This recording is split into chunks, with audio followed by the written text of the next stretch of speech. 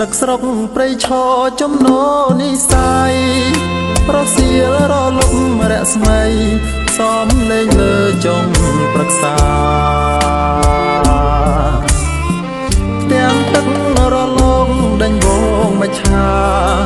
ហូបពួញនាំយកបោផាល្អទាំងនេត្រារូបស្រីថ្មដាក្បាលទឹកនឹកដល់ពីលពៅអង្គុយក្បំទឹកលៀងផ្លូវ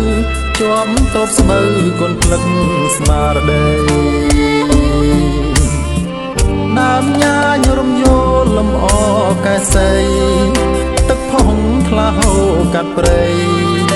ជួយនាំសំដីខ្ញុំស្នេហ៍បងលួចមើលស្រីពីចម្ងាយអូនអ្នកបងណាយមិនឆ្ងាយគ្នាទេវត្តទឹកឆាជាសាស័យស្នេហ៍ខ្មុំហាំពងខ្យងហាំក្បែរគឺមានតែរូបបងទឹកឆាស្ពានថ្មដើមពោឈរថ្មឹងតាអុកផ្សារអ្នកតាស្នឹងនាំដំណឹងទៅប្រាប់ស្រីផងរួមដួលក្បាលទឹកសានឹកនួនអងឃ្លាតកាយមិនណាយចិត្តសងប្រាថ្នាគូក្រងលំខ្សែ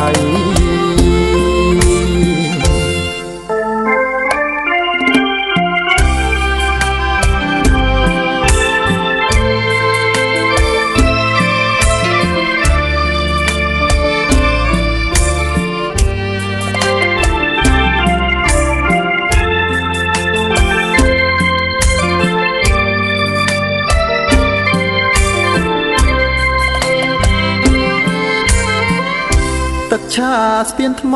ដើមពោឈរថ្មឹងតាអុកផ្សារអ្នកតាស្នឹងនាំដំណឹងទៅប្រាប់ស្រីផងរួមដួ